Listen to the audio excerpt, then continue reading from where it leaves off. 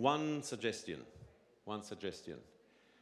If everyone could actually come closer to the chairs in the first row of seats in such a way that we can actually have eventually an engaged and entwined conversation and debate. So rather than spreading out into the auditorium, we could actually come.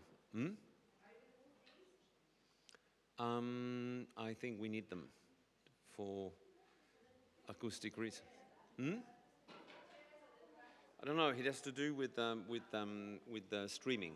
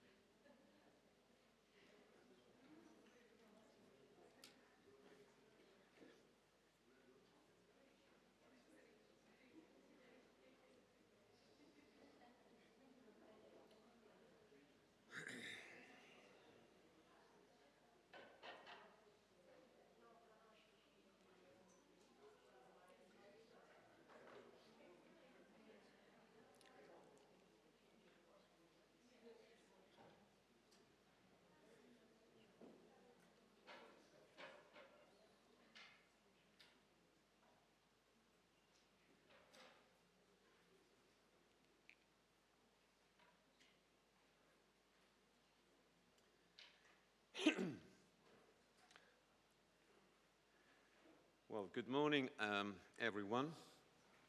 It's Saturday morning. We're going to restart the conversation introduced last night with the first one of a series of 7 debates, presentations and debates of our invited practitioners who've been divided into pairs and couples, trying to maximize the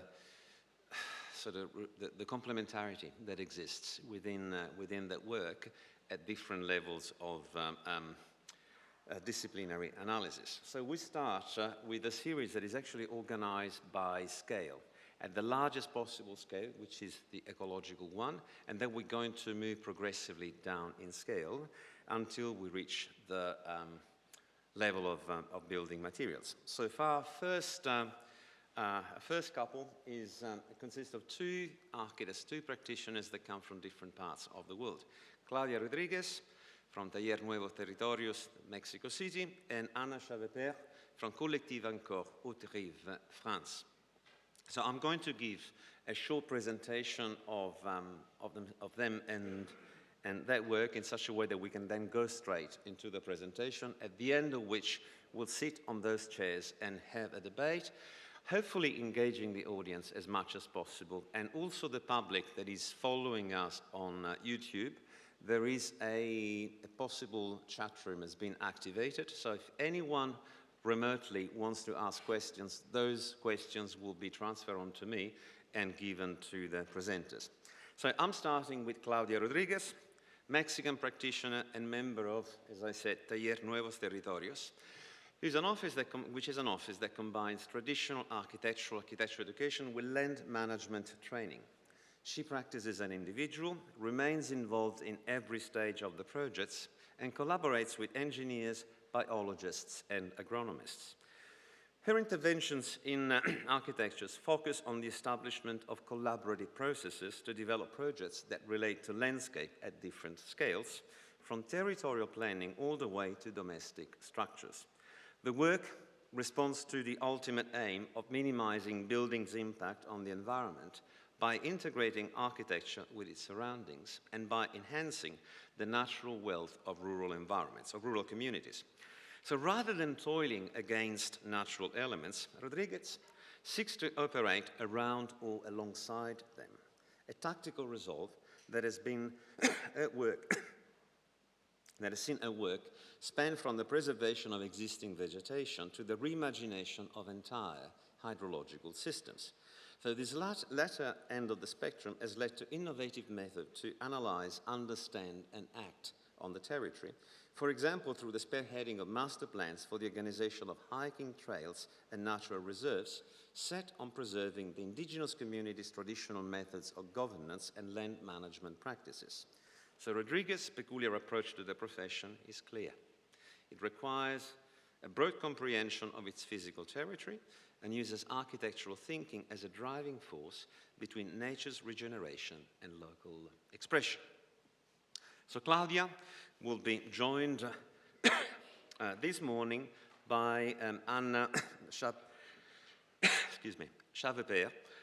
He's the French-Swedish architect, co-founder of Collectif Encore, an architecture and landscape office based in Haute-Rive in France, Nouvelle-Aquitaine, so the western French Pyrenees, which essentially tries to assert the necessity of the availability of space as a priority condition for using it with degrees of freedom and diversity and allow it to evolve and renew itself. As Anna has had occasion to remark, because it is if there is air, light, and light, that is where encounters are found. Now, Collectifs and core projects do not consider boundaries between architecture and landscape. Rather, they take into account, it seems, all possible actors, the richness and the form of variety that all these actors imply, and the value of everything that existed before them. So in an age where only the simplified and binary become visible, Collectif Encore values complexity, interactions, and social links, and above all, transformations. The office's explicit ambition is to make life more beautiful than architecture, to make projects richer in reality than in image. There is an interesting line on their website that says, "We make buildings, not images." And they want their life to become more interesting, their buildings to become more interesting to live in tomorrow, and even more so in 10 years. I'm actually quoting directly from them.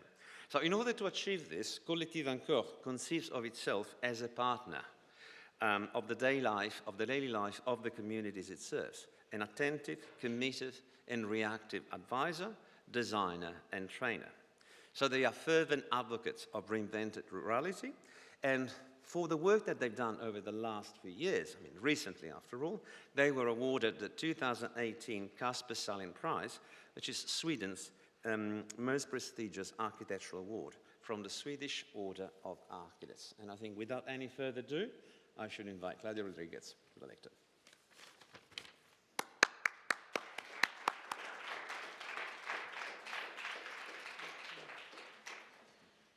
Well, thank you, Paolo, for this presentation, for this invitation. I'm extremely honored to be here, to be part of this group of women, of architects, of practitioners. As Paolo said, my practice is very, very small, very intimate. I work in Mexico, and I've been working there for 20 years now in a very silent way. So to be here and to be picking up, it's quite a challenge for me. So I will have to read a little bit so I can help myself to express my ideas. So talking about the work I do and framing it in terms of ecology. The first thing is that for me, architecture is really a practice related to life. And ecology, of course, the way we inhabit the world. Because ecology focuses on living organisms and systems, and in order to understand living organisms, we need to explore the way organisms relate to their physical surroundings. So going to the meaning of the word ecology, which is derived from the Greek word oikos, which is home. And home is at the center of the work I do. I give shape to home, understanding it as the space in which we dwell, and also as the territory of interactions that conform our life. I will be showing some pictures of projects I have done over these years, and all of them are collaborations, many with Rosana Montiel, that is also present here and will be speaking up tomorrow. So the projects do work I always deal with these two micro and macro scale. So the architectural scale, this human scale, that's the conformed and built space, and also the territorial scale, that's more the environmental scale, that has boundaries that are much more diffuse and open to the broader context. I approach architecture as landscape, like a cultural landscape, a force that shapes and reshapes land. And I do this, as Paolo will put it, collaborating with other disciplines, mainly with biologists and designers, landscape designers, agronomists, and of course architects. My longest collaboration has been with an agronomist specialized in hydrological design. Each of us has its own projects, and together we work on territorial projects with an environmental perspective and water as a key element for planning. This venture is called Taller Nuevos Territorios, which roughly means New Territories Workshop. I design and build environments that incorporate buildings, landscape, and infrastructure, creating habitats where human needs, activities, and aspirations can be balanced with the natural dynamics that make the evolution of ecosystems possible. All the projects are site-specific, engaging in deep and practical understanding of the qualities and ecological patterns of the place in which we intervene. The opportunities to find and redefine appropriate answers and solutions to live in a sustainable manner according to the area in question. Some of the projects are commissioned by private clients and institutions, but we also seek to work directly with local communities that are interested in developing their own projects. So it's not us making a project for them, but it's more being a facilitator and putting all the tools to make them their projects happen. I think there's a huge potential for architects in engaging directly with communities' needs. With the participation in the design processes, we can help deliver common vision and plans of viable action for communal territories. And this certainly gives strength to the communities for their self-determination and autonomy, which in countries like Mexico is vital. So why do I have this approach, or why do we work in this way?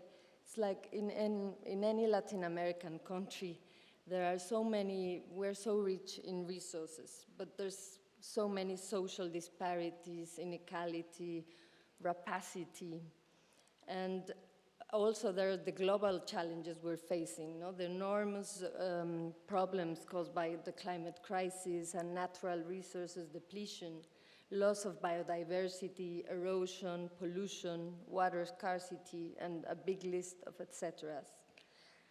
So this critical situation at times seems overwhelming and complex, and it makes it very difficult to relate in a day-to-day practice. And somehow we leave this conversation for what we think are experts and for global forums, for politicians. And I think we should appeal more to imagination rather than discourses and promises, and to start even with little interventions that can develop and build up into a real change. So in our front line, architecture, I think we can build environments that can foster new visions of human and nature relationships. And in that way, we could redefine the role we play in the natural world. I do believe we can evolve with the places we inhabit. I have a lot of questions of how to do this and not so many answers, but there are essential ideas that really moved me to do what I do. And the first one is that I think it's completely contradictory to think of ourselves as separated from nature. And in this sense, it is very contradictory as well to think, to divide territories into human settlements and natural preserves. So I think there's a change there that we need to approach nature and territories and the way we do architecture in a more integral way as being part of the environment. And the second idea I want to share with you is that we need to stop thinking of doing less harm or doing intervention with less impact. I think or diminish our footprint or all these ideas. I think we can go a little bit further, and I would like to challenge that idea and to think in terms of possibilities, of positive impact of regeneration. I think if we can change the way we relate to nature, maybe we can find solutions that nurture the social, the ecological, and the economic health of our territories. So this is the question I have in my mind when I'm working. How can we have a regenerative approach, even if we intervene a landscape, if we intervene a territory, how can this evolve in the future? And I think there's not one way to do architecture, and that we can really explore and value diversity in our craft. As any living system, we can grow in health and viability through diversification, complexity, and richness of interrelationships, going out of our silos of thinking and trying to have an open perspective towards what we do. The biggest challenge we face in our practice has to do with the mindset regarding land as a commodity, the difficulty to transmit the value of something that seems intangible, the value of ecosystems and the services they provide. It is hard to change the idea that a site can be transformed into whatever you want without repercussions. Here we can see a wetland that is also part of a water treatment plant. So in a way, we try to build these natural environments, but that are serving a function to the environment, but as well as to the people. Most people come and ask for sustainable projects, but they are not willing to engage in the conversation and learning it implies. They want fixed solutions, technologies that can be applied to a project they already have in their mind. They want immediate solutions. There's a lack of interest or capacity, I'm not sure which one, to think in larger time spans. And processes of the land take their time. Nature cycles, there's nothing we can do about that. No, nature has its own cycles. There's also the need to create enough room to explore when doing this kind of practice, for exploration and for thinking, but also being able to deliver a viable project. Observation and listening are key, as well as the abilities to reflect, to envision, and to conceptualize. But then the ideas, I think, have to become real. We have to be able to make them happen, build them, sustain them, or otherwise they're just intentions. So working outside the field of architectures also presents a lot of difficulties. The first one being on how to assemble a multidisciplinary team that is attuned to nature, but that not necessarily shares a language or a framework to work with.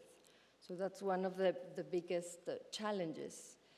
And it's also challenging to define clear expectations and limits to the scope of work, to draw boundaries while keeping possibilities open.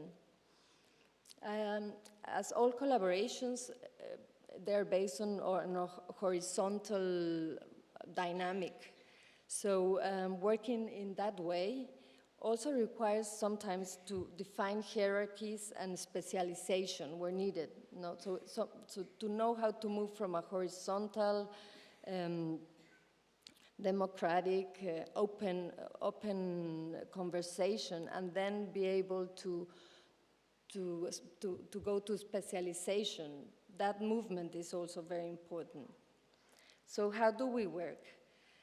We approach territorial and architectural project with a broad lens that reaches to other fields, as I said. And by this, the aim is to understand the ecological principles, to understand how living systems work. So, as I said before, in our projects, we intend to conform integral systems where landscape, architecture, and infrastructure are part of the same entity. We started this practice building on methodologies and ideas that were already there, but really we didn't have a predetermined definition or an outside reference to follow. So it has taken us some years to define our design approach, to frame it and communicate it. A specific place is always the starting point of the process. So by observing, walking the site truthfully, spending time in the place we will work, feeling its weather, seeing how water moves in the terrain, what kind of plants and animals are present, if there has been an agronomy or forestry exploitation, so really understanding the space and the place. We map the ecological patterns present in the land, and with that we intend to portray a comprehensive ecological knowledge of the place in which we're working, searching for patterns that help read the landscape and design an intervention that will harmonize and contribute to the dynamics of the ecosystem. We have a very precise and defined procedure to approach a site, to investigate and collect information. We're looking for uniqueness of the place and the inherent potential. But then we go from understanding to concept, defining the activating ideas for the project, the strategy, the design principles. And then there's a more intuitive process, which has to do with responding to the singularity of that place and the needs. And the site is the starting point, but the site never exists by itself. A place is always intertwined with a larger place, and that's a very important notion of ecology. A site is always part of another bigger site, embedded like fractal-like into a whole system called a watershed, which itself is integrated with other watersheds into a tightly interdependent biome, a bioregion, and so on. So we could say that a house could be seen as a cell in an organism. And that's an image I really like to work on, that all levels are interconnecting.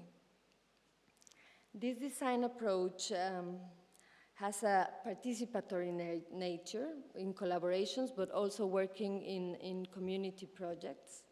So there's always a continual search for ways to develop capacity to integrate expertise, skills, and insights into the design process. We try to bring new thinking on how buildings and settlements are thought, planned, designed, constructed, and operated.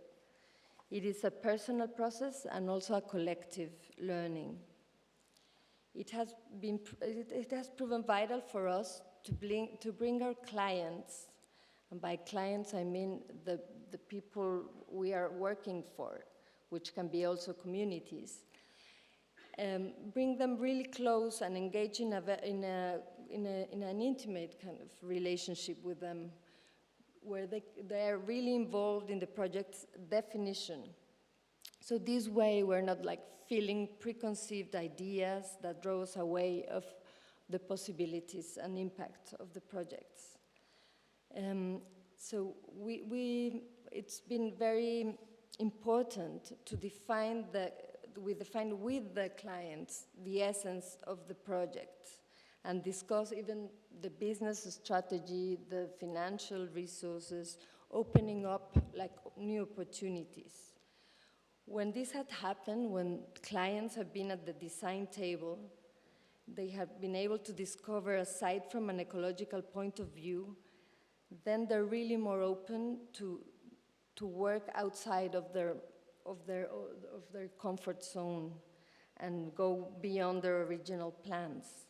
Project and place become meaningful, and it stops being about a business or a profit or just solving a need, and it becomes somehow part of a legacy. And that, I think that's an important concept if we talk about ecology. So some projects have better conditions for exploration, others have little space for innovation. But what we try to do is to push the way a project is framed and try to bring this integral perspective. So how do we do this? These projects could not be done without alliances, cooperation, which are the main basic concepts of ecology. We have a very small operational team, almost an accountant and a basic administration, and a broad network of collaborators. We assemble teams for each project depending on its needs and the scope of work. And we make a specific agreements for the collaborators. I live in Mexico City and have been working for 20 years in rural and marginal areas as well as in highly privileged contexts of Mexico. So this dichotomy between life at a megalopolis and rurality, hyperabundance and scarcity has shaped my practice. I search for ways to balance and cross resources and knowledge, to broaden boundaries in order to make them more flexible and permeable. One evident example of these are private projects with budgets that enable resources that can add up to community-based projects. For us, every project should be able to stand on its own foot, but it can really benefit from these resources. And it should always give back something to the broader community. That's also an ecological principle. Other examples have to do with knowledge exchange and all we can learn from the communities we work with, from the stewardship of the land, the way they use nature and manage their communal resources. So from the community projects, we've learned a lot about collective forms of land tenure and land management, and that's why I tried to bring to these private projects. So I think learning from ecology is a way to continue and question how we inhabit the world, how we make our homes, and how we define our needs and provide for them. Thank you.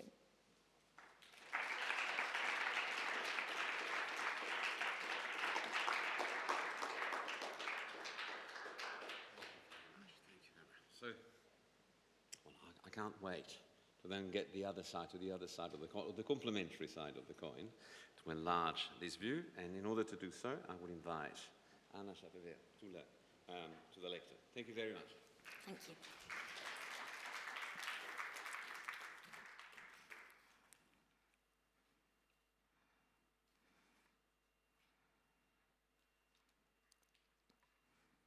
And on this one.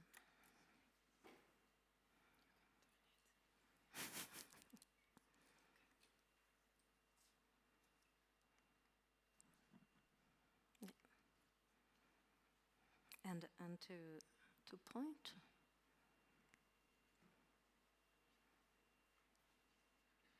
So how do I do to point? Is it this one? Yeah.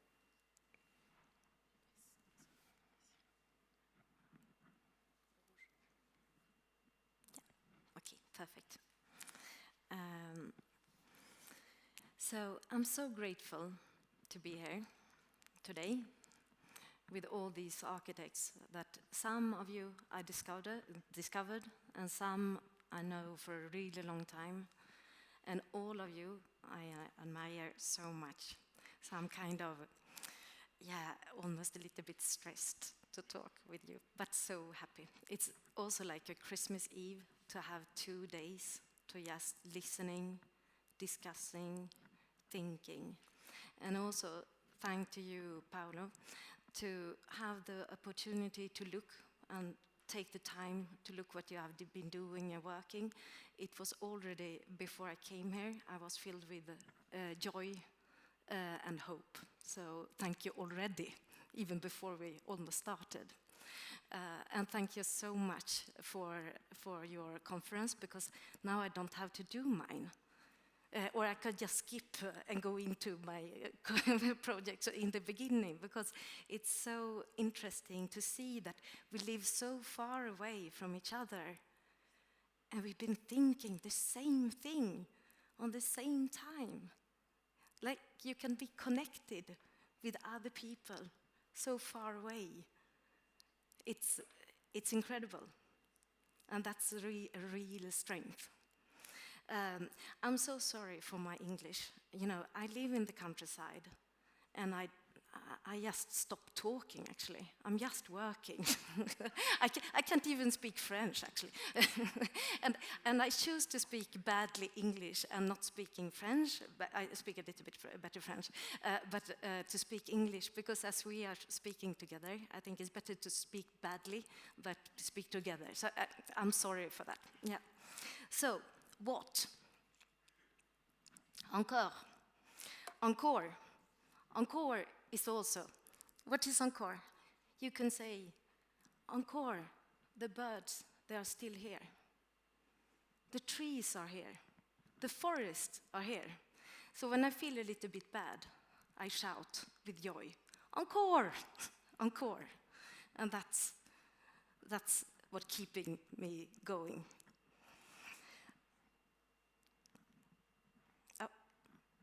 Encore is also, of course, more, and once again. But for me, the most important is that it's something ongoing. So we're doing a kind of an architecture which hasn't a beginning and not an end. It's just, we're just going in a process that are already there.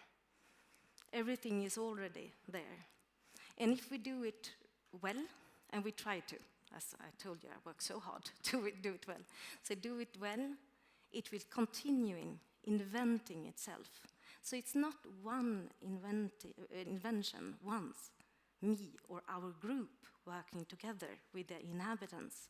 It's something that you leave possibilities for people who live there to continuing inventing and changing and take power of their surroundings.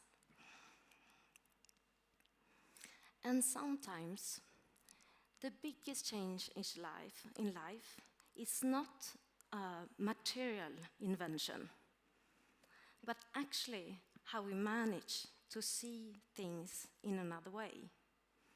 Like the biggest construction, you know, it was when the earth was just flat like a pancake, and then suddenly it was round. You know, that changes everything.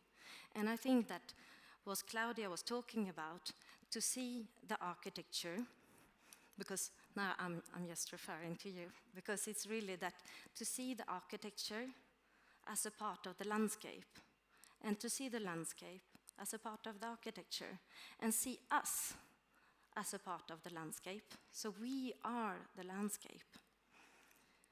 You can also say, because sometimes I don't know how you read the book, I guess so, because we are in Switzerland, the books of Beuys, Joseph Beuys, what is money, what is art. And in this book, I really recommend it, I love it. In what is art, they say we are all artists. And I thought of saying that in this one, I thought that I was going to say to you, we are all architects. But no, it's even better to say we are the architecture. And architecture is not about designing something. It's not how it look like. We more talk about what can architecture do. And I'm so, I just see myself over there. Yeah, sorry. Doesn't matter.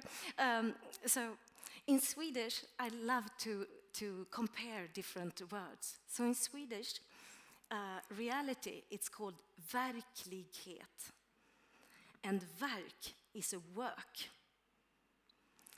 So the reality, it's a workality actually. And the reality is not something that somebody's just giving you. It's not just something that we have to endure. The reality we have to construct. We have to work it out together because we are the reality. We are the environment. So we are what we have to ask ourselves, what can we do? Because we are responsible. We are responsible for our surroundings because we are responsible for ourselves. So if you are responsible, you can also take the power because responsible is power.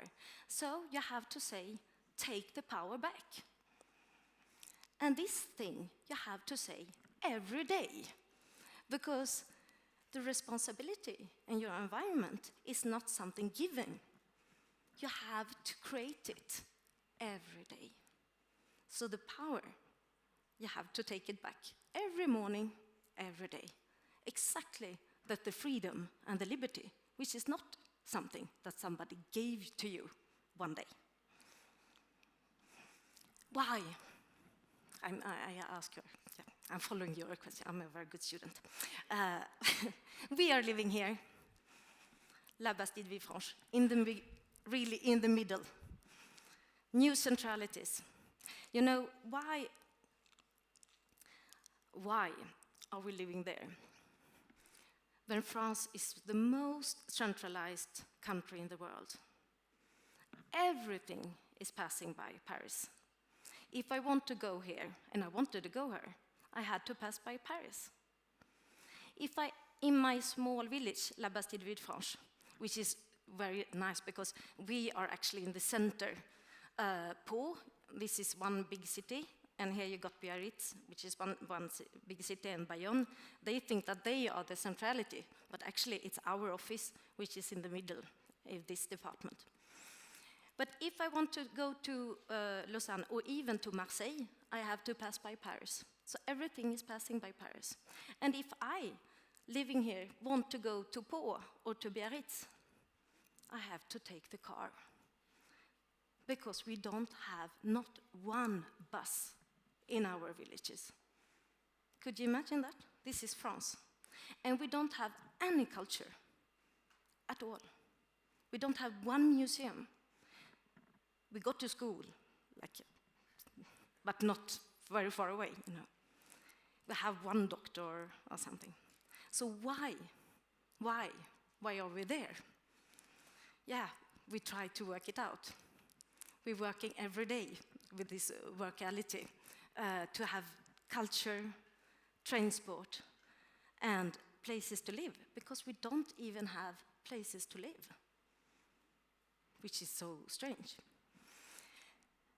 And actually, I also thought about that maybe the sustainable city could be a village, or it could be a village as well. Because a village where we live, so we don't have any transports yet, but we will have, of course, because it's a workality, so we will manage to have it, and we will have culture as well, and schools. But what we have is that we have lots of houses abandoned to renovate. So we don't have to construct anything new, anything. We don't have to take up any more space. We can just concentrate on what we have. And that's already a big step forward. And what do we have as well in this post-petrol era? we have the food growing just in front of our doorstep. I just go out and eat my tomatoes directly. And they are, of course, much better than in Paris, because as I pass by Paris to go somewhere else, I eat their tomatoes, and they have no taste at all, because it's too far away, you know. So that's one thing. And what do we have else? We don't have any money. And if we don't have any money, we got time. We got much more time to work on our projects. Of course. And the political stake are less. So we got more power. We could do more innovation. And the innovation is also more open. And we also got something else. It's kind of boredom, or something that it's nothing happening, you know? And this nothing happening is like an uncertainty, and this is the unknown. And that's where you find new ideas. Because if you live in Paris with all the transport and all the culture, you are completely stuck with everything you have around you. But over here, you have to search. And it's just by searching that you can find something new. And now I have to really go fast. Yeah. But actually, Paolo said that we had a little bit more time. So that's why I took my time. Yeah. So this one is an old one. Yeah, he said so. But I will hurry up. And this is our department, Pyrénées-Atlantique, and this is the projects that we are working with. And how are we doing? And I will start, and I won't go into the details, but just talk about the first house that we met in this region, and to talk about that a little bit more in details than the other projects, because I think it's good to see how we worked with that. And then I will take several projects and just say that, and then another one a little bit more in details, so that you have a kind of whole inside perspective of what we're doing. So this is Ouray, La Bastide-Villefranche. And it's also a manifesto for living house. So we came there, inside this house, and this space is called in Basquian Les Cats. And normally this part, it's damp, dark, with no window, and so you could imagine how surprised we were when we opened the door and we just came into a clearing. And we were there with the whole family, because it's our house. And when we came in, I just thought, I should not change a thing. So what we did is that we kept the hole in the ceiling to have the light coming in. Actually, we put glass, because it's raining a lot in Basquian, so we couldn't have it raining. I would love to, but you know, we're a whole family, and we're working together, so I couldn't decide. And what we did also, to have exactly the same feeling, is that the windows, which is from the outside, we put them outside the facade, so when we open them up, they disappear. And we did this with all the windows. So when you're inside your escats, you completely have the feeling that you are in a clearing. And also this that Claudia talked about, that this house is really, you have really the feeling that the nature, the sun, and everything is a part of your house. Because I always say, do not build a sunset. That could be so stupid to say, but actually I did work for Jean Nouvel before. And when you're working there, you have the feeling that he thinks that he has to build the sunset, actually. That the building itself has to be the sunset. But you don't have to. It's much more economical to just let the sun coming in your house. And and this sunset is also changing all the time. So your house is always surprising you. Everything is always new. And every morning you can say, encore, encore, because these surroundings are really there. And if your house is completely connected with the birds, you will also have this feeling to shout to them, encore, so that they're coming back.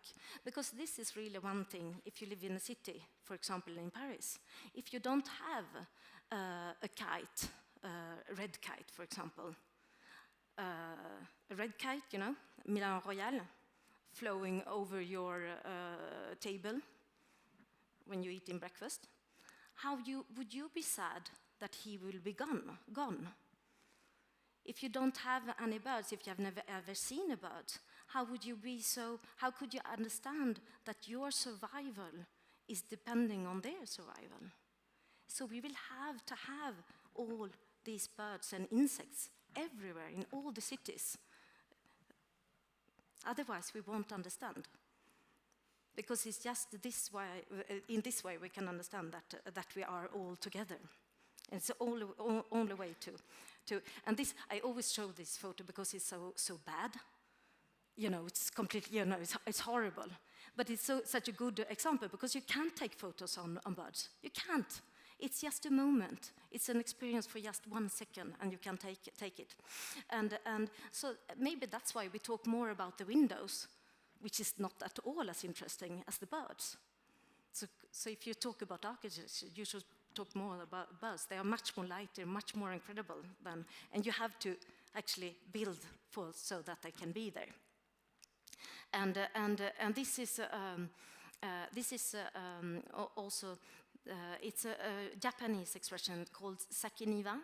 Maybe you know that. It's really this connection that you have, and you can have that in the city as well, to just have a garden with outside your window so that you could connect with the nature every day. Because you can really say what the nature, if you're amazed about your surrounding, and what is amazing you will love, and what you love, you will protect. So this thing is really important to find how you could have the building growing around. And then, of course, the eco-services. How much do I have? No. The eco-services, of course, letting the sun come in immediately.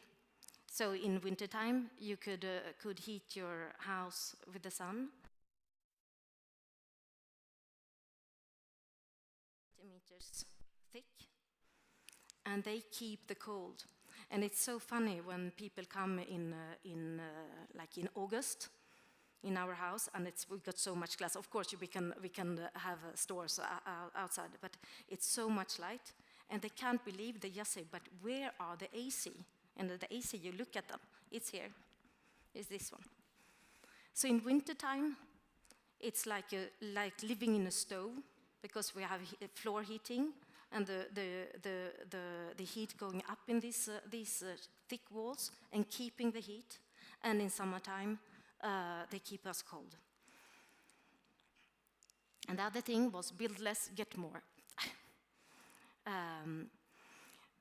We didn't have, the budget was really tight.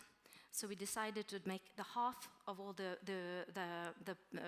spaces completely outside. And these outside spaces functions like microclimates, different kinds of microclimates. So here is the outside space. And then also to have the nature, as you talked about, Claudia, to have this nature that will give you freshness in summertime. And we will work, and in this space, for example, which is completely outside, in summertime, you have the sun coming up in the east, and it's of course very high, and so just in the morning you have the sun coming up, and then it's going up, and it's keeping it fresh all summer. And in wintertime, it's low, so it's coming up, going around, and then you got the south, and then it's heating. So you can be like living outside all the time. And of course, it's still growing, so this was a long time ago, and now it's more like this.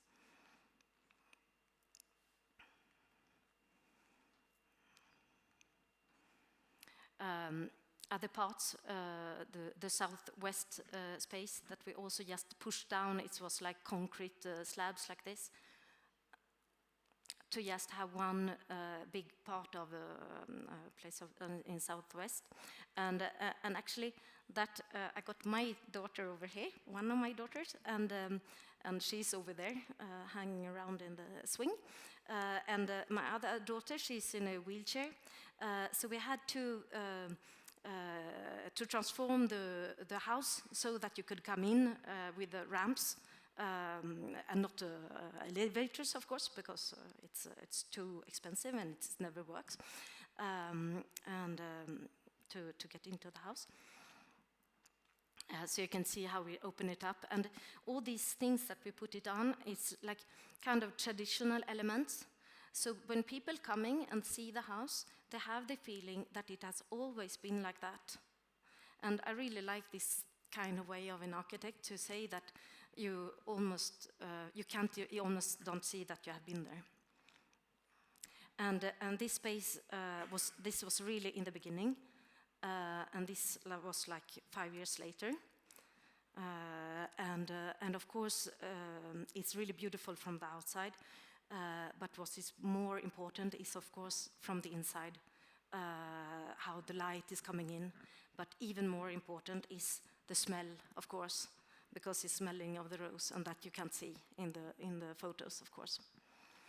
And then I'm passing by, just saying also, when you have if you're handicapped, you need to have a bigger room for the bathroom, and the bathroom is bigger, so you have the space. It's completely accessible. And if you do, we didn't design it. We really let the house design itself. So in this way, the bathroom is not a bathroom anymore. It's more like a living room, and we always end our evenings in this place. And of course, we have the outside bathroom as well, because every room inside have an outside room as well. And this place is also functioning completely like how do you say, a snow pit? I don't know if you say so, but in Sweden we made a hole in the snow, and then you could be like in a bikini, even in wintertime. So this is so hot all the time, and what is really great is that you could go to the toilet and look at the stars in the night, and these the same stars than in Sweden. So it's also a link to Sweden and to my childhood, of course. Every night I'm a little bit in Sweden, and of course a dormitory for all the friends. Yeah, somebody sleeping there. And this is also some things I think is really important in architecture. Over here, for example, that you could move around in your house in different kinds of ways. So the best way actually to move around in this house is to jump from the up and down. And I had my office for a while in this house, and when the clients was down, and just 1 second I was down, coming in, they didn't understand at all how I could come. And you feel so good when you just jump around. Yeah. So now I'm passing by, because otherwise I won't have the time to talk about other things.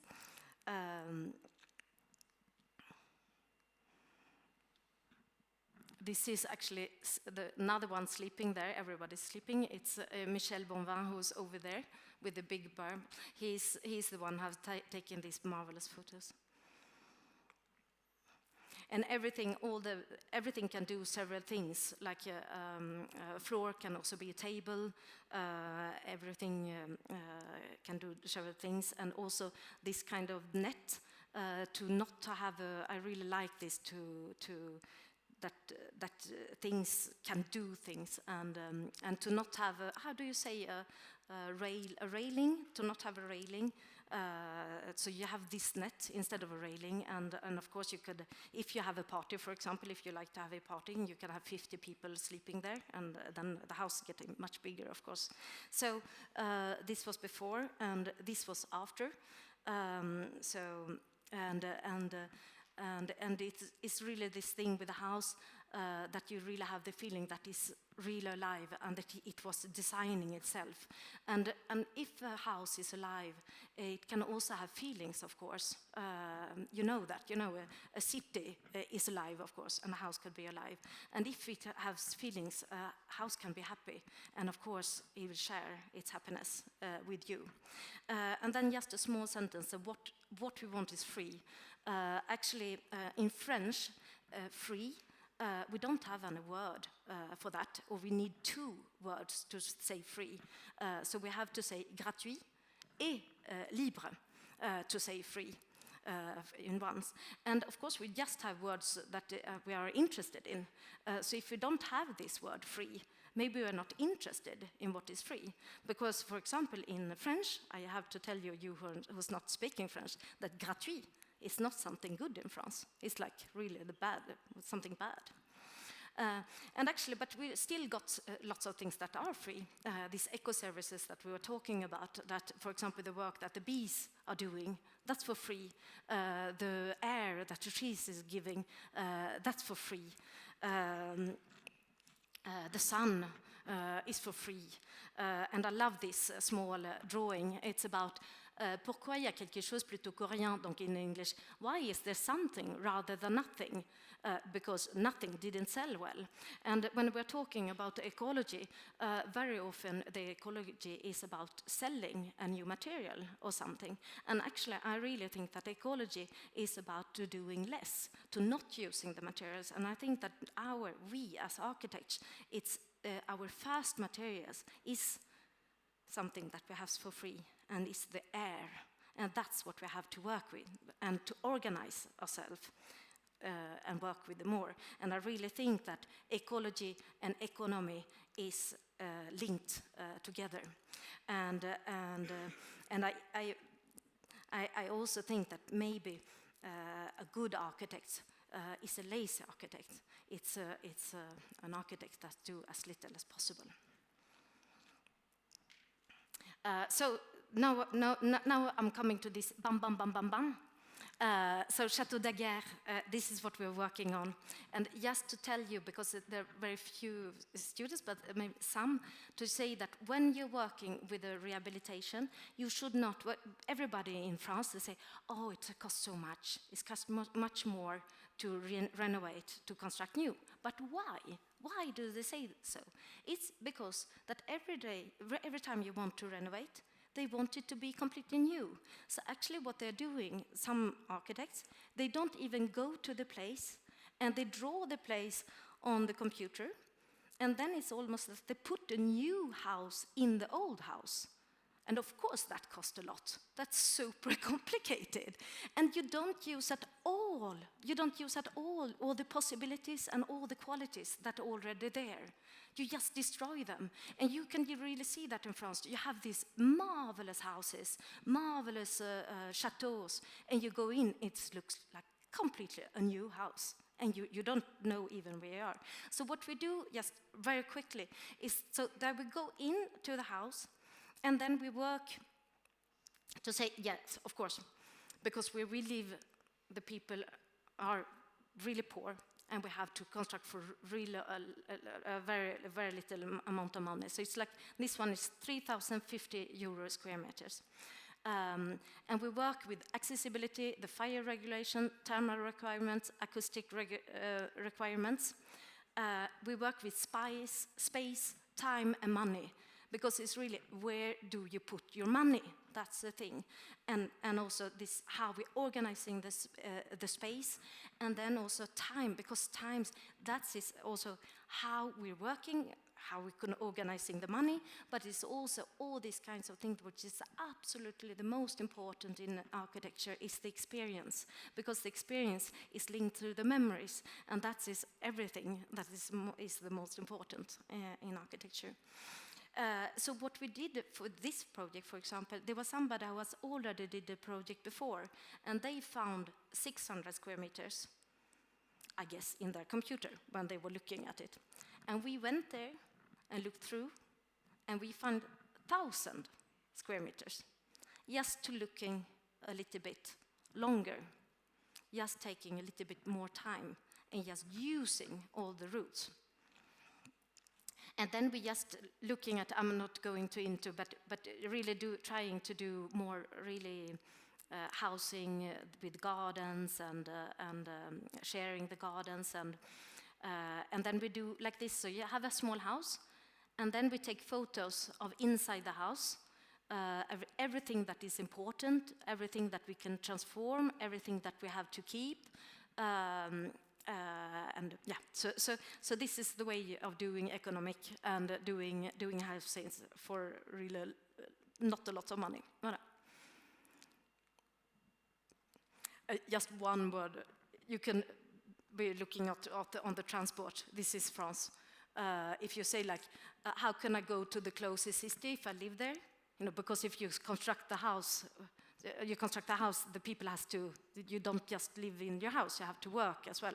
So then I always just say, okay, how do I go to the closest city when I'm working? And then it's closed. No, you can't go there, actually. There's no bus.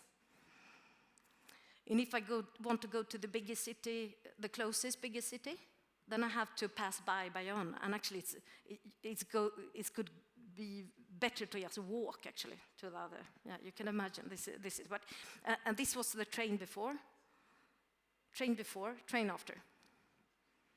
Yeah, well, but we are going to change that, workality. 1,300 euro square meters. In this old house, and this is also things that sometimes we have to be in a hurry, and this project we had to be in a hurry because otherwise the school would close because there were not enough families. So we had to find a way to transform this into houses with gardens, of course, because people want to have a garden. And so we made really small houses like this, where you have a garden on other side. We just finished. It won't look like this. This is the photo from yesterday. So you have one side, a garden on one side, and a garden on the other side. And of course, the houses are open up on the both sides. Yeah, you can see it's really constructed inside. I just wanted to show you very quickly. And of course, it's the light, which is important, and that you could go out and inside your house from two sides. And of course, you got light in your bathrooms. And these kinds of things is that we put the cheapest one, of course. So it's concrete, which is of course not ecological at all. These concrete slabs, and on we just put a small lachaux, badigeon on it. So it's really easy and simple to do. Okay, I'm passing by. Minuterie, this project next year, you will invite me and we'll talk about this. I hope this will be on the construct and be something really interesting. I won't tell you now. But it's really about to say, where are you going to build the houses and where are you going to have your third space? The third space is more the working space, for example. And of course, you just have to be there to find the solutions. That is going to be the working space because the wood is so really strong, and you can do whatever you want to. And we will open up the silos to make real houses in those ones. But I'll tell you more when it's done. I just showed you a very small, super small restaurant that can change the city, the small village, completely from one day to another. So it was like a small house, and then we just, this is also Michel Bonvin who took that photo. We just opened a double height, met the light, and opened up on two sides, and it's a very, very small restaurant. And nothing really special, but from one day to another, the village was like this. And actually the village, sometimes where we live, the villages can be that we had some Swedish children passing by in the village, and they said, I'm afraid, they said, when they're passing through the village. Because, you know, this kind of phantom-like village. And, well, it's not a phantom-like. They are not afraid anymore. So that's the thing. And then also how to help people really quickly and for very little money. There were a girl and her mother who had this place, a very small place, and they asked us how could we do. They wanted to have 2 bars, another bars to have concerts. And I said, you can use the same bar, we just open up, use the same bar, and we make a hole into it so that you could serve on both sides. So they just opened up and opened up to the other side. So it was really, really less expensive and very quickly. And this is also what happening, that really small place suddenly came alive. And it's so funny because Franco Gehry, for example, everybody asked him to do a new Guggenheim. And for me, everybody wants me to do a new Shikami. And as you saw that, can we have another Shikami? So this is my Guggenheim at me. And you saw that actually the design is not even my design, so I'm a kind of a little bit, embarrassed in one way. But it's so great because this is what is architecture are about. This is the force of architecture. And in the countryside, there were just 2, and now there are 12 working in this village. And there are 12, and everybody is on this place. And people are going from really far away to come here. And that's it. That's most important, and have a nice design.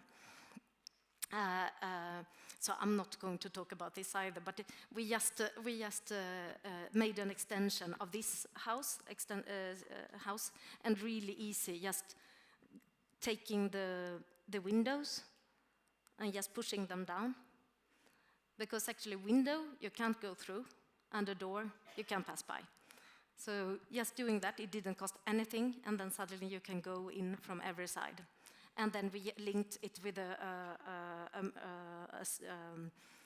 salle polyvalente, a multi-use place, and a place, of course, to look at the mountains. And when we did this, I just have to tell you this one.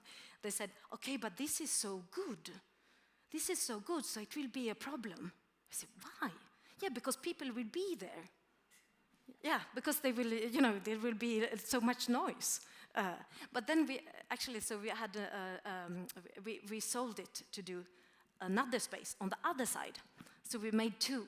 So you could make noises on this side and to be silent on the other one. So actually we made 2 nice spaces, so it wouldn't be a problem anymore.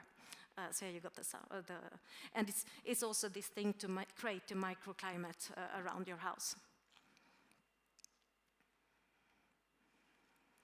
And just our office, because I promised you to talk about the office, to just show you. So here's over where we are swimming, because we actually, before I was in Paris and you went out taking a stroll around Gare de l'Est, and now actually I go down into this water to just have a swim when I need a space. So that was before, and this is after. And this was before. And we put the hamp, do you say? Yeah, so we were actually isolating the houses outside the house so that we can keep the stone inside. So we got to keep the inertia for the house and open it up, of course, as we have this view. And it's also a place where you are so close to the nature and the sun and the birds. And what we also have in the countryside, actually, so here is where we're working. Here is our where we have more conferences. The kitchen, which is also a place to meet and talk. I go through really quickly, as I always been speaking too much. And actually, what we can have here that you can't have elsewhere is that we can have one room more.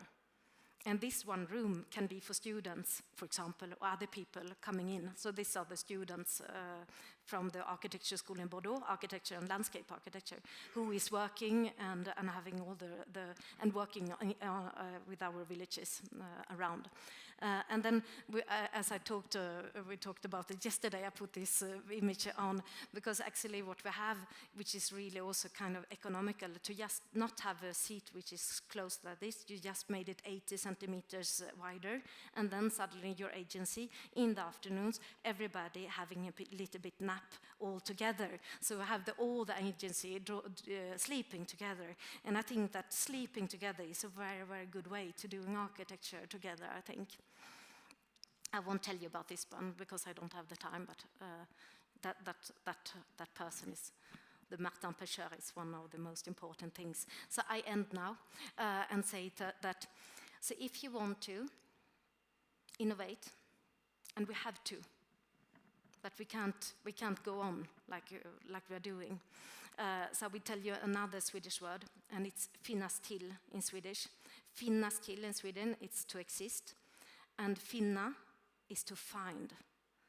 So if you want to live, really to be real alive, you have to find things, and to find you have to search. So actually, in a way, to innovate is to really live. So this is the thing. And what you have to do is not just by yourself and everybody surrounds you.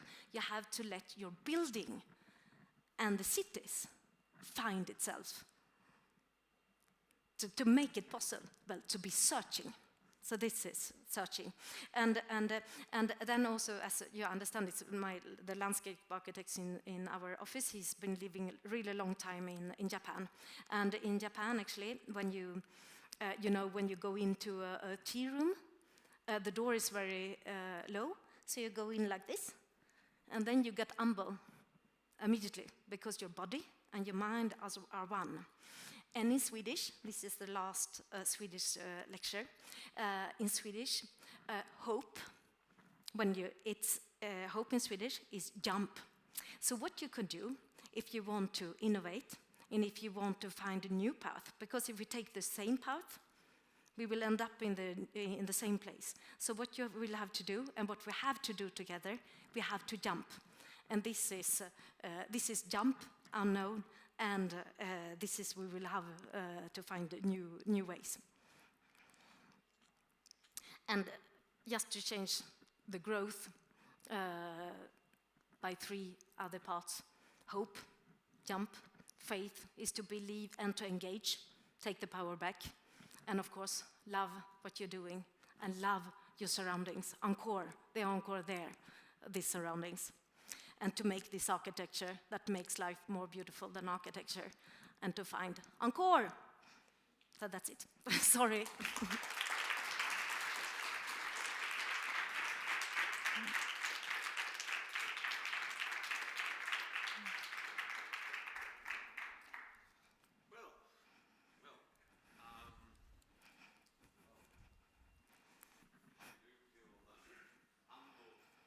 Indicated to a certain extent. So what I think we should do is to actually move on to those chairs to actually start the second part, and possibly the equally enriching part of this conversation will have to do with a debate between those who presented and those who have not. Thank you very much. Allora, so do we have microphones? Oh, there are.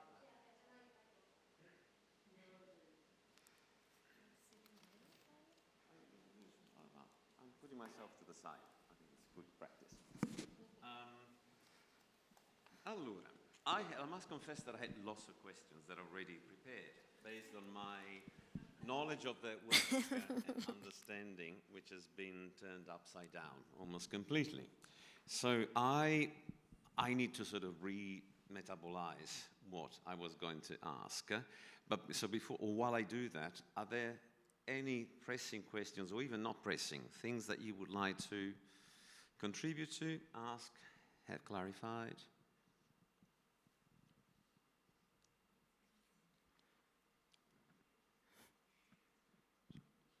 The clock is ticking, so wait, please. This microphone is coming. it's not really a question, it's just a huge thank you to both of you, because it was so inspiring, so great lecture, and it's so cool that you're here talking about really great architecture. So really thank you to both of you.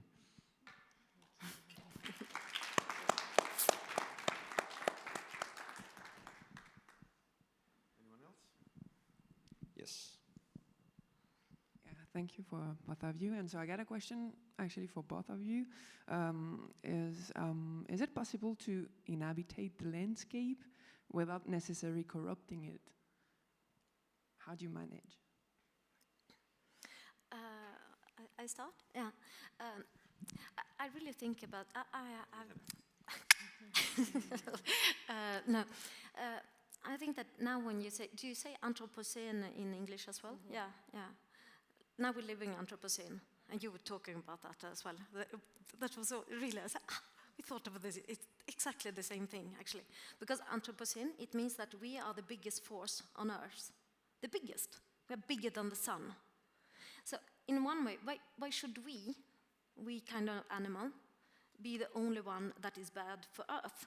You know, the earthworms, they are doing the soil. Everybody is doing something good and bad, but they are interacting. So I really think that if we're starting doing good immediately, and I think really it's not about doing less. We have to go on the other side, as you said. We have to starting doing really good. And if we do it all at once, now, we are already saved. Really, so I'm absolutely sure we are not the cancer on Earth at all. I think that we absolutely can live and interact with the landscape. But of course, to build houses and take out, we will need to eat.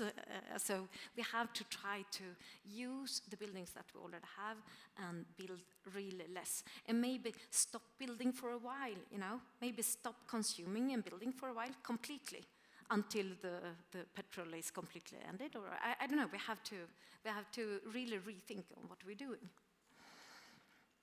I do agree with Anna. I think that the way we're behaving now, the way we do things now, of course we're a destructive kind of force in the planet, it's evident.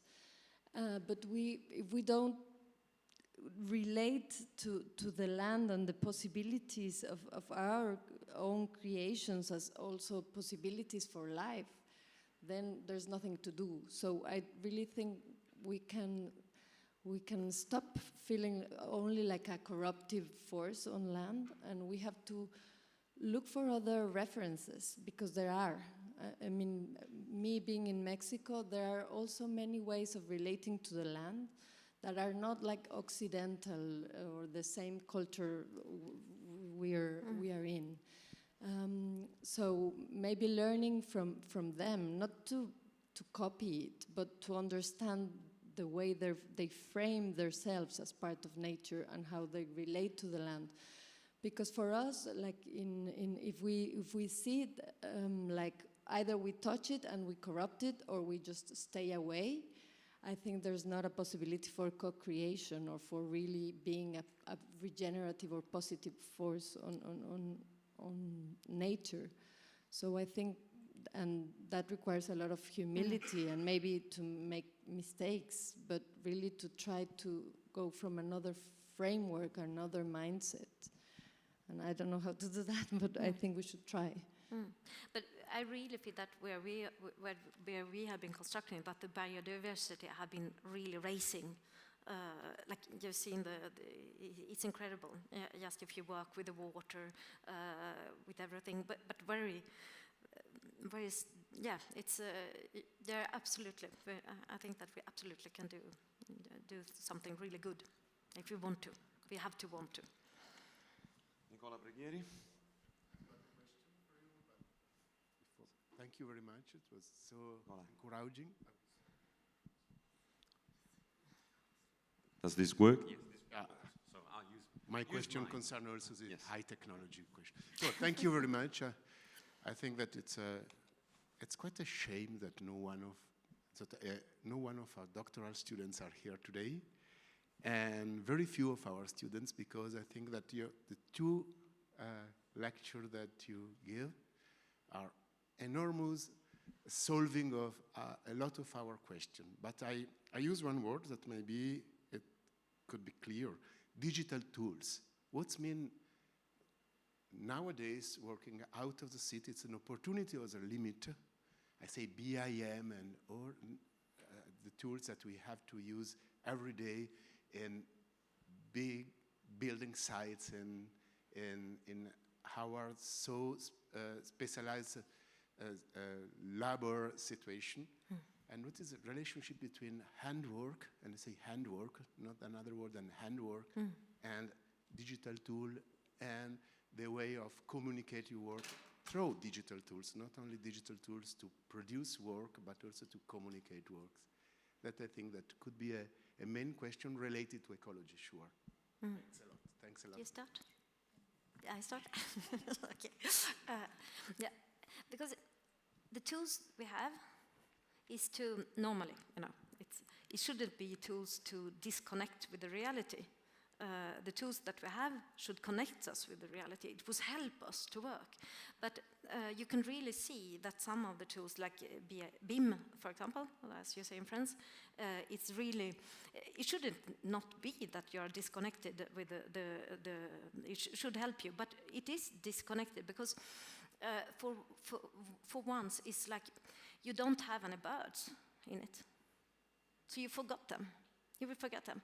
You don't have, the sun is not moving. You don't hear the water. And then you say, yeah, but that you can't do when you're drawing either. But actually, the BIM is so powerful. It's so taking up so much place. It's also when a photo, a photo, it's taking up so much space. It's so powerful. So you forgot what you have behind or on the side. And that's why you have to be really careful. Of course, we have to use them. We have to use them, and it's a help.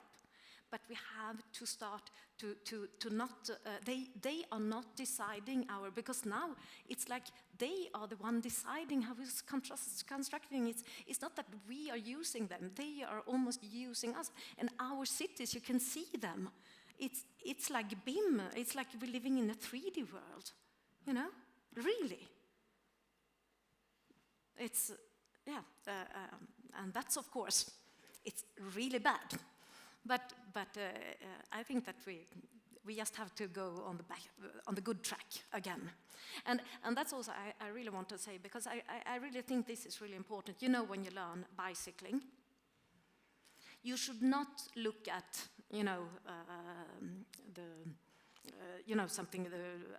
the poteau, because then you will run into it. So we have to look where we want to go, and we have to want to go somewhere. And there, where we want to go, I admit, we don't know where. But I suggest we have to look, as I do every night, when I go to the toilet, I look at the stars. Because looking at the stars, that's the good scale. We're talking about scale. The stars is a good scale because there's an infinite scale. And then we won't forget that the earth is finite. It's a small garden. And that's so important. And I also think, because somebody told me once, okay, but Anna, you should not look at the stars and then you always go here, because of course nobody can reach the stars. So of course, every time I fail, every time, like I go up on the trees almost. And then somebody told me, one of my associates, they said, why can't you just look at the trees and we go to the trees? I said, but if I look to the trees, I will just go down into the soil. And I think really we have to be really, really ambitious and look really to the stars, and then we will just go up on the trees. And I think this is really important. No, I think Anna put it perfectly. They're tools, and there are other tools we can use as well. They're not the only ones. Technology is not going to solve our situation. Mm. And we also did, actually, can I say this as well? We also, for the last one that I didn't explain, we just had 2 weeks to do a competition. And so we said, okay, we don't have the time to do any pictures. So in the last one, what we did, we went there to the place, and we just took down the ceiling. So we spent 2 days with the whole office just working, and then all the light was just coming in, and we won the competition. It was much better than an image.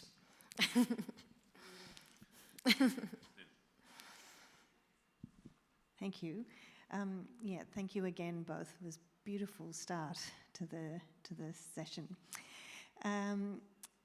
Claudia, you mentioned the appeal to the imagination for change, and following on from this comment around digital tools, I wondered if you could talk more about what you meant by that and the use of imagination for change.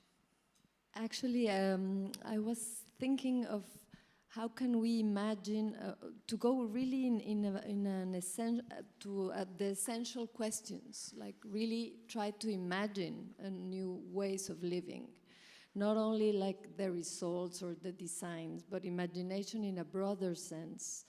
And really, I think we've lost a little bit that capacity because we feel that the track we're in is the only possible one. So we're trying to have tools and technology and develop things to continue the way we are.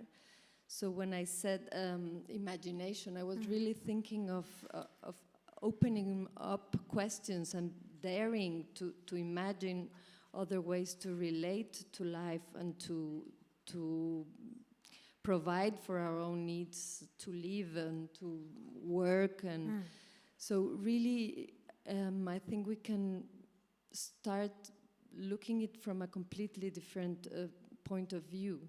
So even what Anna showed in her homes, like one thing can be used for many functions. No, that for me it's how imagination works. No, like a floor is also a table, and you can sleep, and a roof it provides you shelter, but as well can be put off and bring light. So that taken, but to more existential questions maybe, no? So going to imagination and not, I think sometimes we don't ask questions because we think things are given and there will be an expert that will have the solution and will know what to do. And I think that doesn't go anywhere really.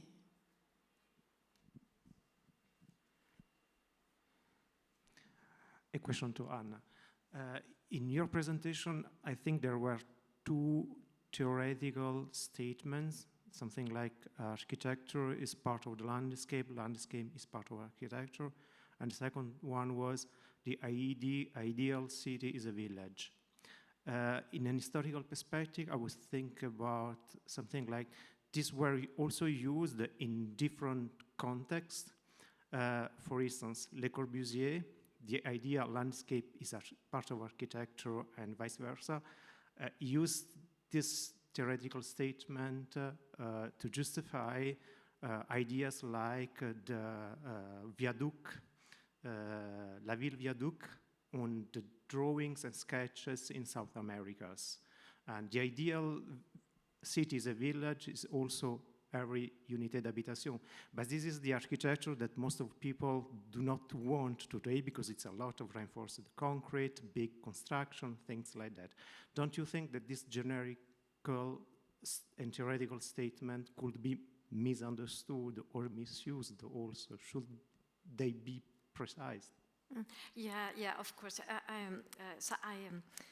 I take it back completely and I say that a sustainable city could, if you want to, be a village.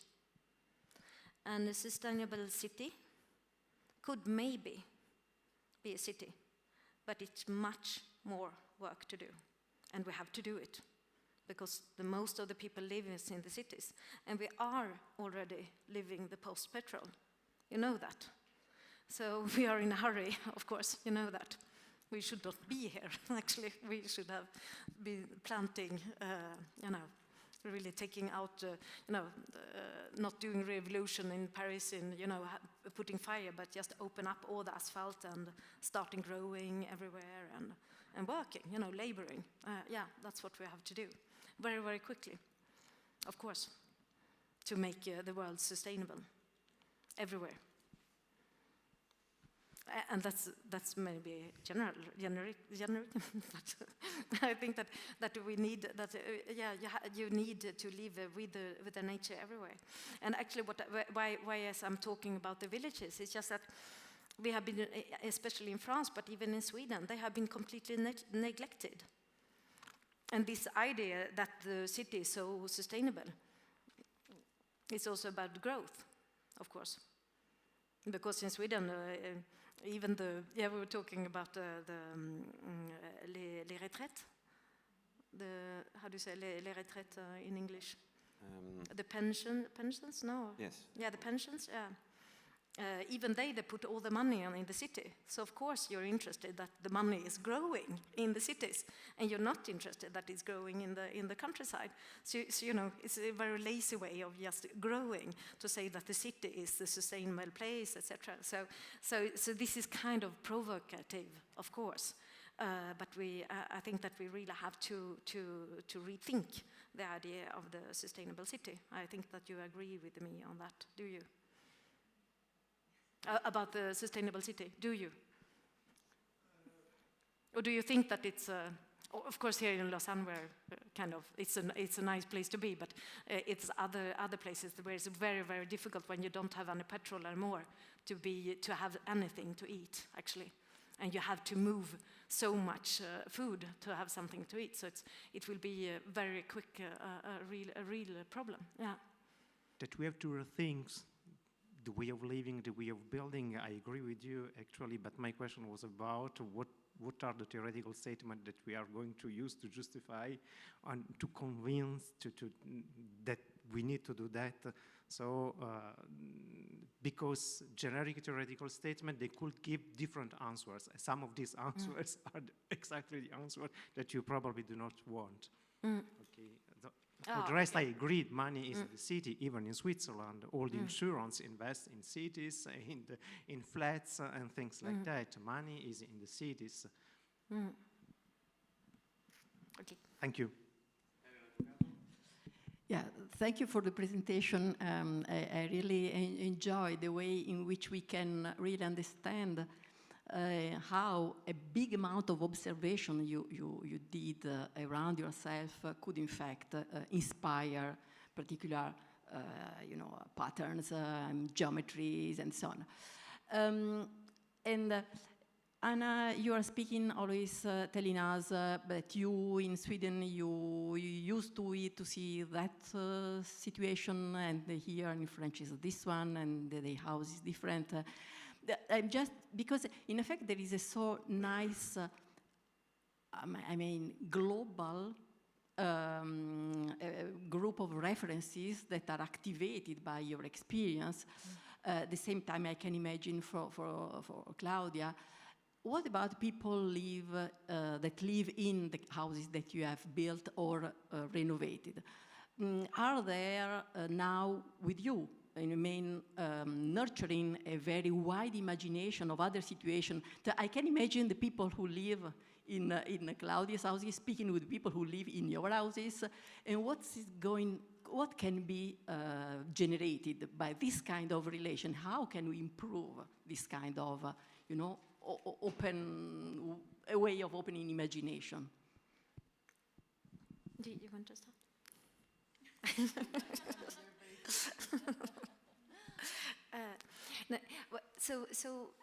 I didn't talk about, because I had to go a bit quickly on La Minuterie and all the more bigger projects, of course.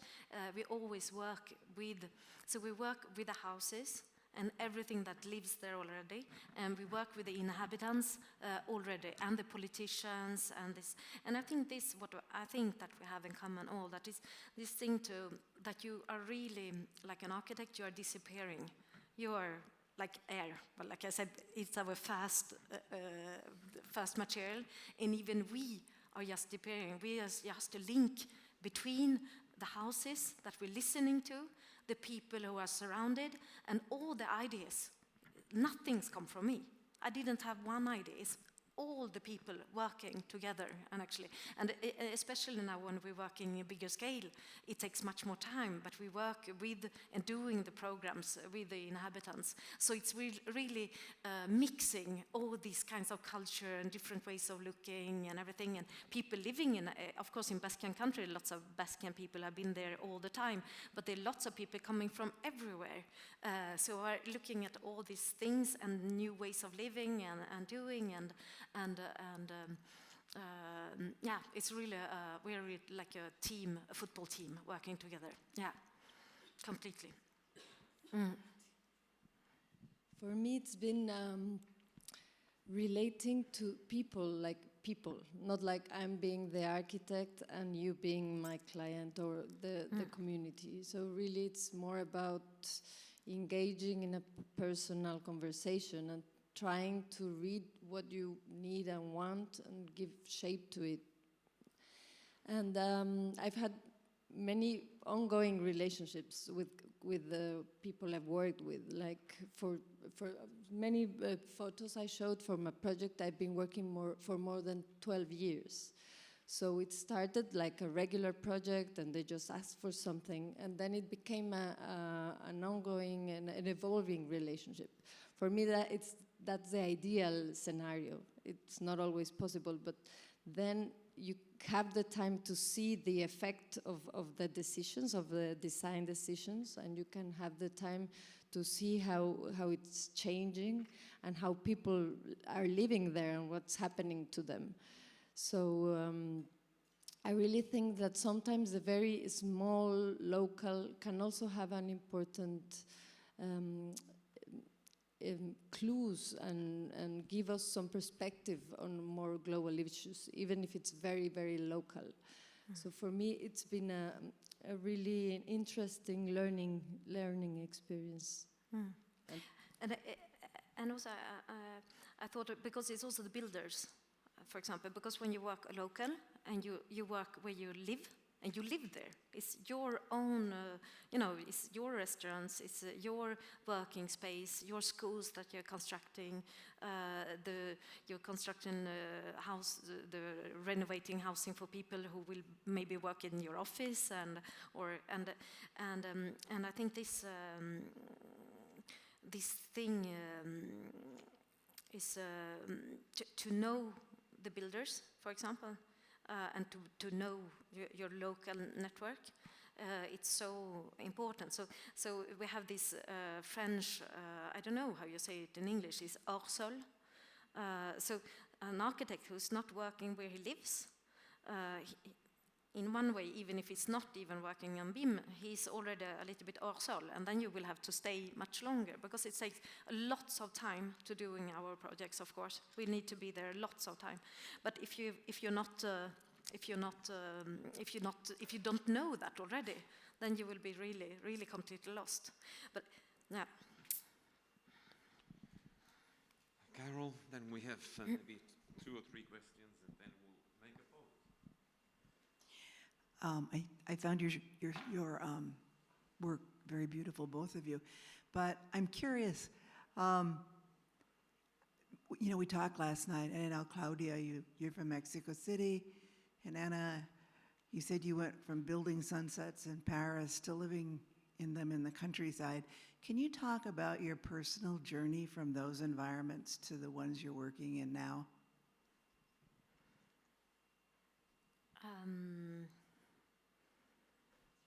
It's huge.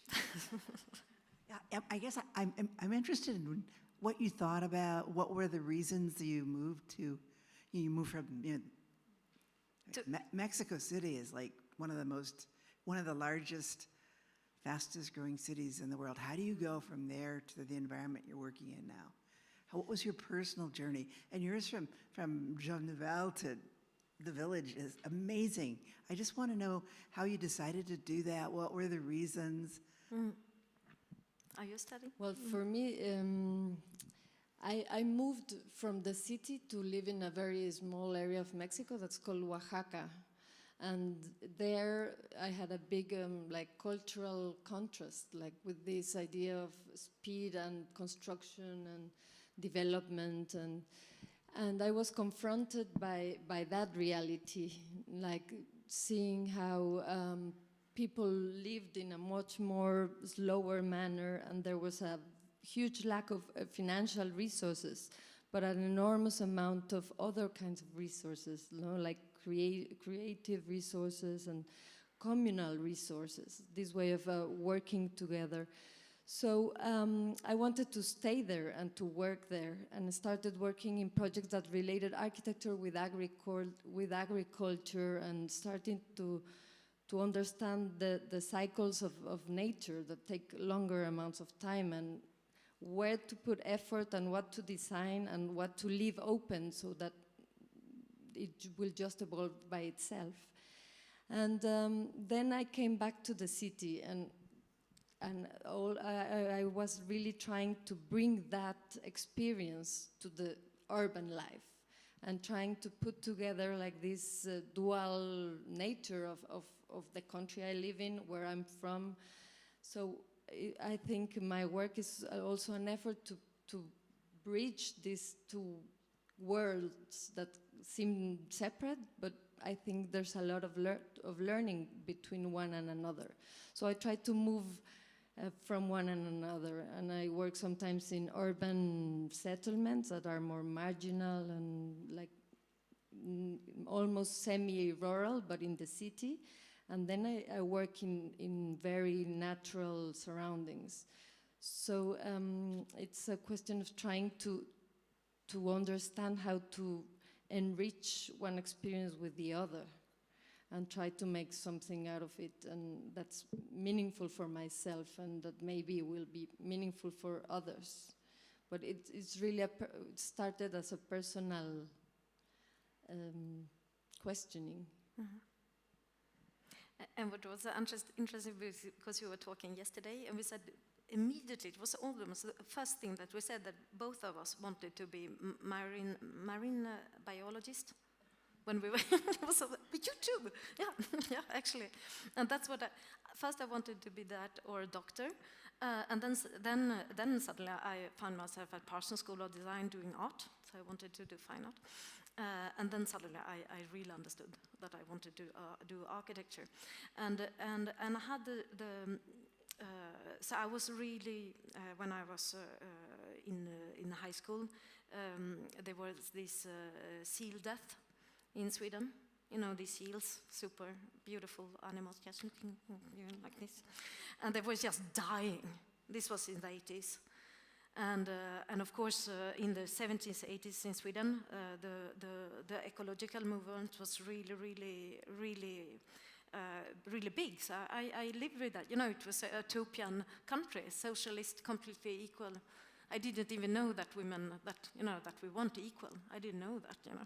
It was really something I found out, like at John of Elsoff. I didn't know it before, and really. And really, actually, even before Jean, I worked at Rem Koolhaas' office, and I worked with it's really funny.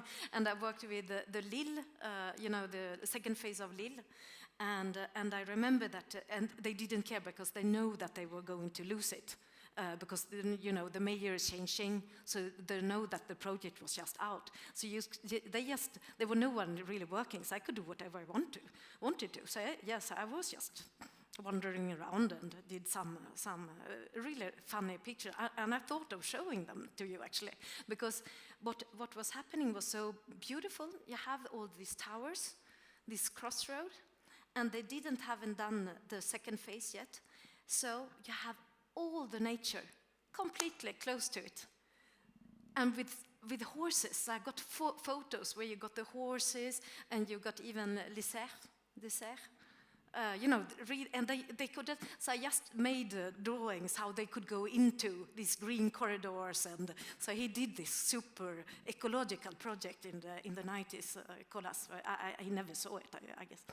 Anyway, so this thing, and I remember when I was there that I thought that this thing, and that's why also that you understand, where you really feel that you are in a place that this is not okay, And I felt that this idea when they say that, yeah, you, the architects, you're such utopian, and you think that you have to just accept the market.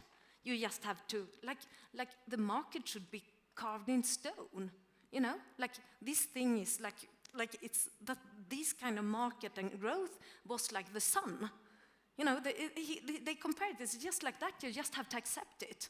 He said, but wait, why should we accept that? Why should we be such a good students? It's just, okay, yeah, I just follow it. And that's what, when I was younger and I was there, and I really felt, this is not okay.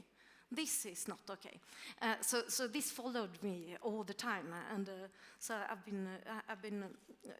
been there always. And then that we found ended up in the Basque countries. That Julien, my husband, he comes from there, so he's born in this countryside. I tried to take him to Sweden. Of course, I would have loved to be in Stockholm, but I had to choose. I just followed him, actually. Otherwise, I would have been in Sweden, and all these conferences would have been completely different.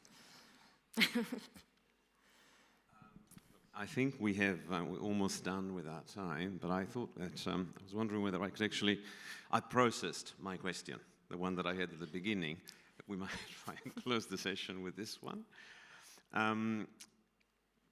In your description, your descriptions have a collective dimension. So land is not even landscaping, it's land as a noun that encompasses us all. But also you make a description in which you seem to be working within a political vacuum. You know, there are with schools, with transports, with housing, with lack of job opportunities and all of that. So essentially what you're doing is to try and react to this house by house, building structure by building structure. What is the relationship between your work and planning? And could we actually imagine, for example, Collective Encore become the mayor of that particular village or the people in charge of regional development? So where is planning in your lives, in your professional lives? We are actually what I think that we because France is they have very good planning tools, so things are very good plans. But you see that very good plans without transports and without so you can see that. But what I think what we are trying to do and what we're working on all the time is to try, because in the countryside that you don't have any meeting points, that is almost that somebody has been planned so that we are not seeing each other anymore. It's almost that somebody has been planned, that there's no places anymore. There's no open places to do revolution, actually.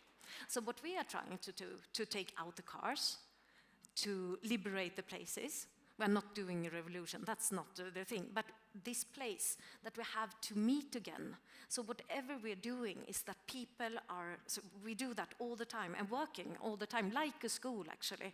And to have these places that people are seeing each other, doing a school, discussing, talking, understanding, and starting, and even as I said, we haven't done that yet, but the next step is also doing a literature circle, you know? Because literature is political, and you're learning, and we have to learn again, because people lost that, actually, really.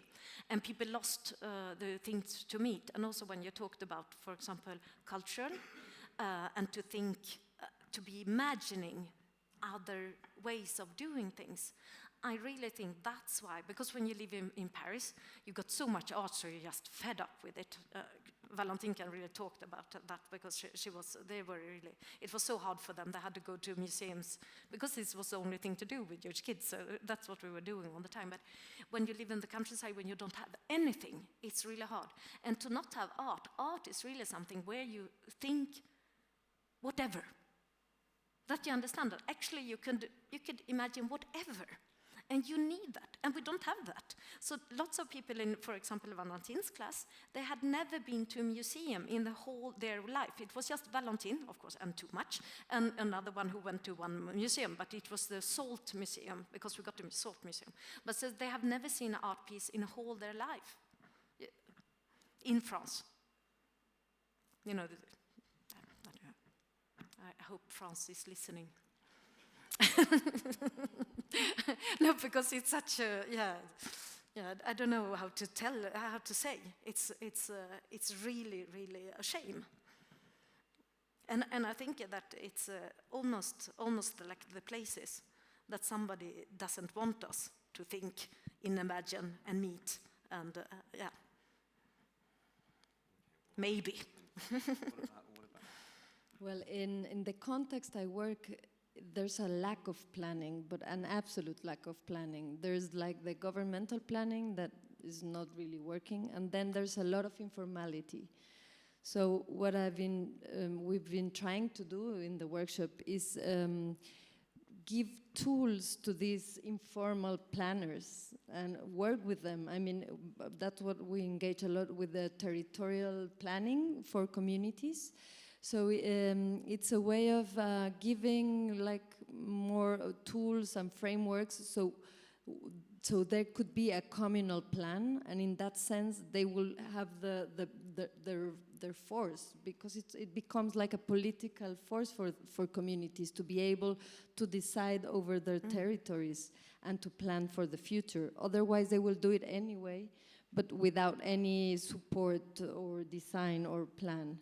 So trying to find new tools and new ways of helping make communal territorial plans is something we do.